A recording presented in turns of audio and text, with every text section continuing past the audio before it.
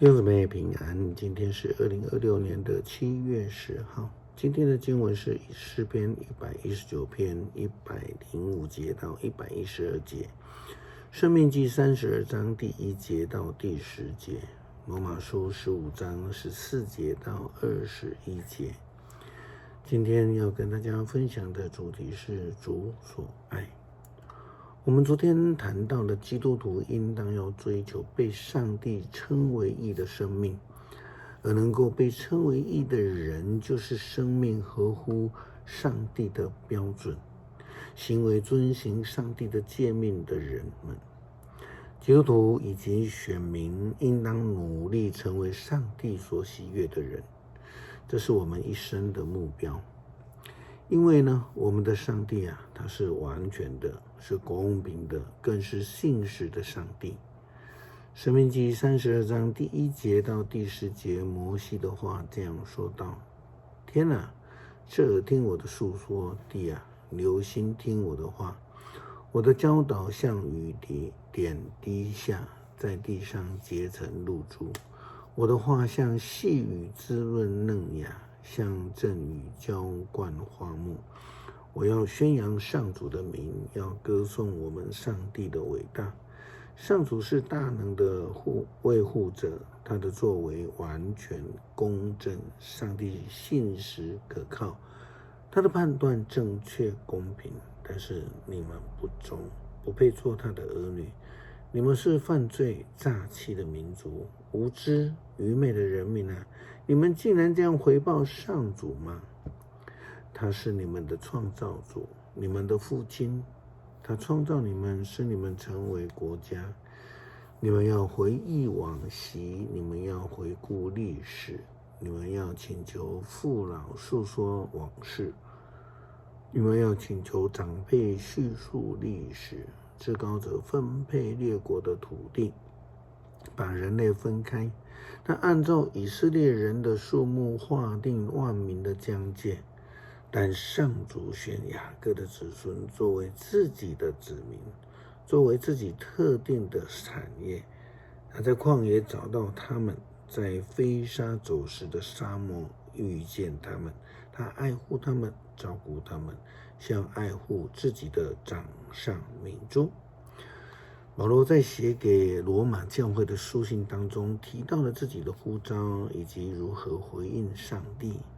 保罗非常确信自己是一位尽职的仆人，也是一位尽责的属灵教师，更是上帝所爱的仆人。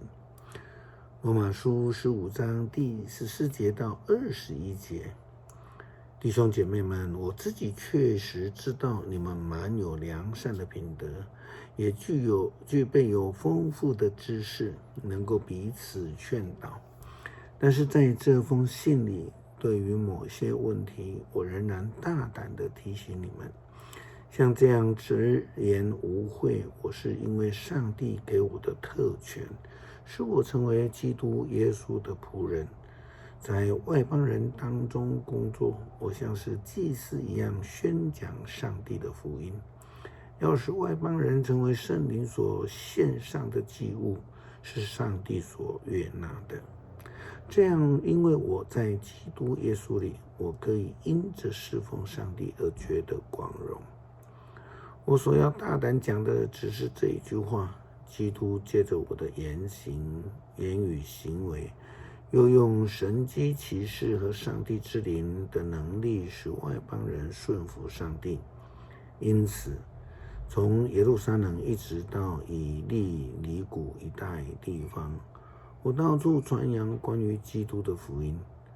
我一向的抱负是在还没有听见基督的地方传福音，免得我的工作建立在别人的基础上。圣经说过，不曾认识他的人要看见，没有听过他的人要领悟。不只是选民、犹太人、基督徒，就算是外邦人、非基督徒，都可以成为圣灵所献上的祭物，成为上帝所爱的人。那是因为忠心尽力的服侍上帝，因为顺服上帝而成为上帝所喜爱的人。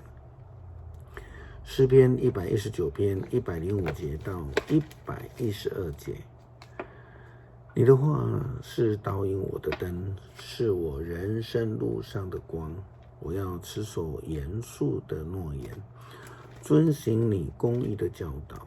上主啊，我受的痛苦非常沉重，求你照你的应许赐给我新的力量、生命。上主啊，接纳我感谢的祷告，求你把你的命令教导我。我的生命时刻在危险中，但我没有忘记你的法律。邪恶的人设罗网要陷害我，我仍然没有违背你的命令。你的诫命是我永久的产业，是我心中的喜乐。我决意遵守你的法律，直到我生命的终结。感谢上帝赐下圣灵的新生命，让我们能够领受呼召来服侍你，来成为你所喜悦的、所爱的仆人。祷告奉主耶稣基督圣名求，阿们。